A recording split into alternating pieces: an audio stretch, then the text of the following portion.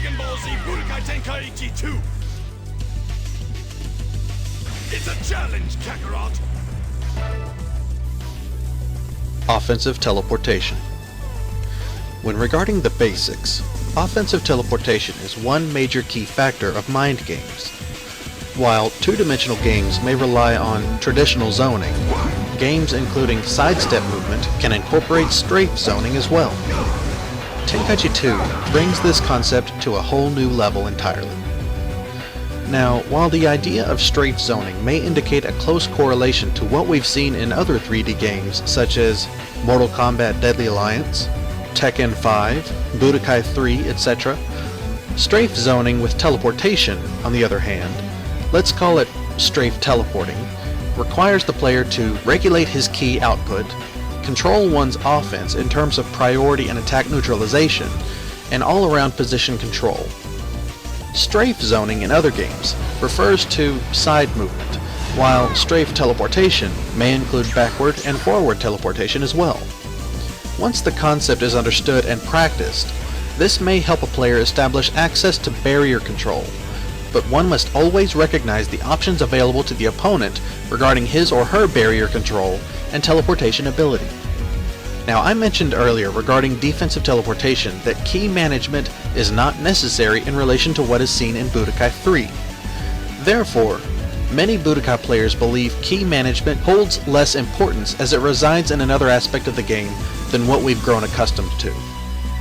But how is this magical technique performed? Simple.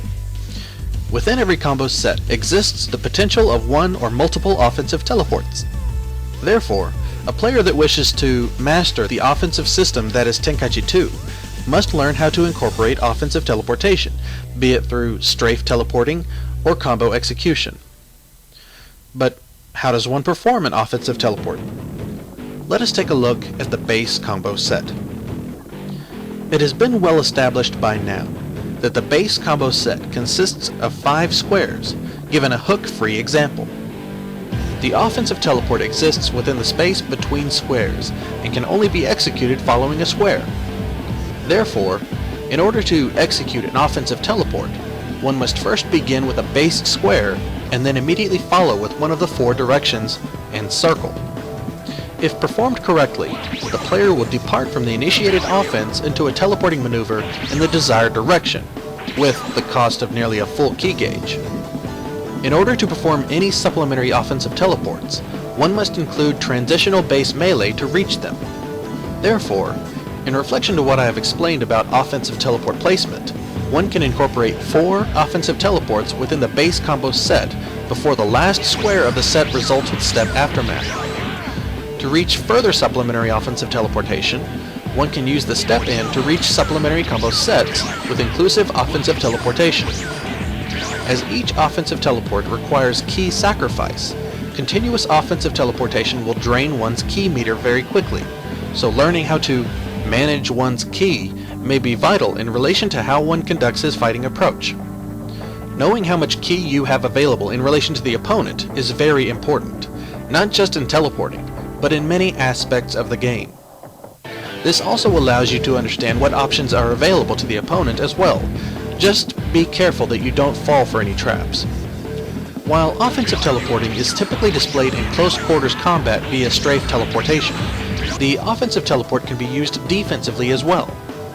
While one must time the defensive teleportation correctly in relation to the exact point of impact from the incoming attack, an offensive teleport is available at the user's will. Therefore, while the timing of a defensive teleport is regulated as the attack is about to make contact, an offensive teleport can be used at an earlier stage in the attack's appraisal. In other words, the offensive teleport may give the player more time to judge a proper defensive maneuver, even at the cost of ki sacrifice. Now, it is also important to note that not all attacks can be defended in this manner.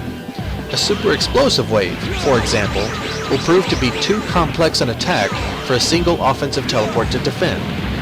Supplementary waves, or pulses included within the attack, will create a follow-up attack that offensive teleportation recovery cannot keep up with. This is not to mention, a super explosive wave has no recognizable activation time to telegraph the attack.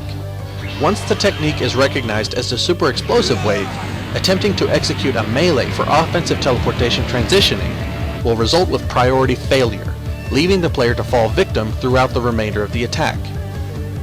While there are different strategic uses for strafe teleportation, such as defensive application, any seasoned player will verify that the main goal derived from offensive teleportation is to obtain rear positioning. If we look back at the concept of channeling, we know that when an attack lands from the rear, as long as continued attacks result from shorter recovery times than the opponent's orientation reset, such attacks will ensure a continuance of rear positioning due to Tenkaichi 2 possessing two levels of channeling, the front and the rear. Understand that the charged melee can still be teleported, but the base guard is useless against attacks from the rear. An opponent that possesses a high level of control regarding charge cancellation may deliver a significant measure of damage once rear positioning is obtained. To avoid falling victim to such misfortune, one must develop a strong connection to how focal adherence is presented in relation to conducting guard versus release during movement recovery of the offensive teleport. Focal adherence drops orientation when a player remains idle, which includes a guarding player. In other words, a player that holds guard or simply doesn't press anything will not continually face the opponent. This is what allows a teleporting opponent to reach rear positioning.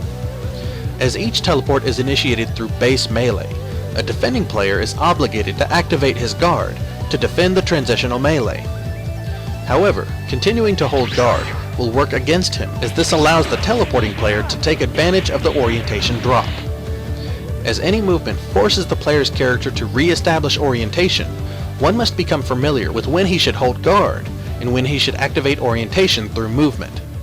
In essence, to defend against a strafe teleporting opponent, one must activate guard as the opponent's melee is executed, then immediately drop the guard during the opponent's teleportation while holding any direction to re-establish orientation.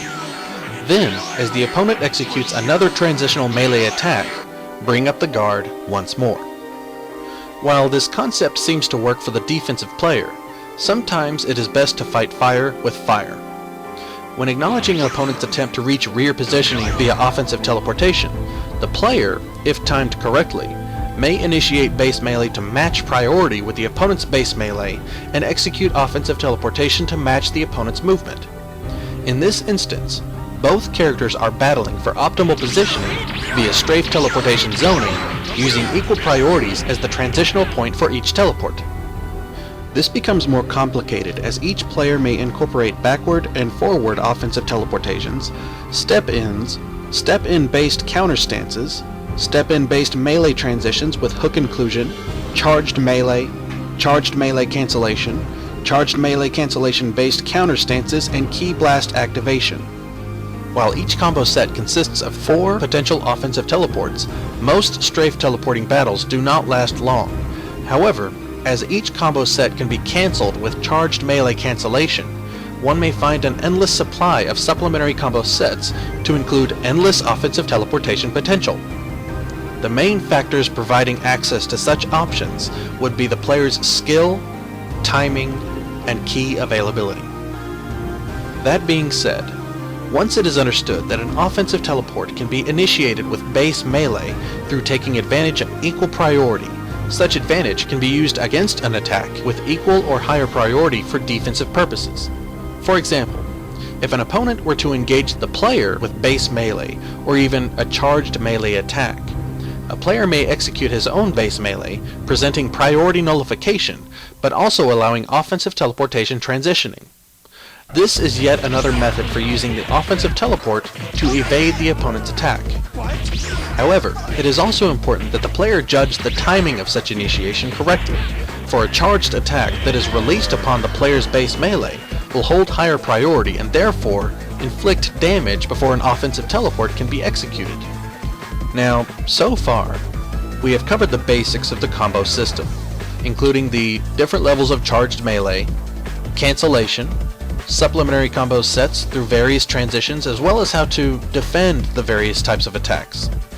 I have explained that within each combo set consists multiple offensive teleportation points of activation.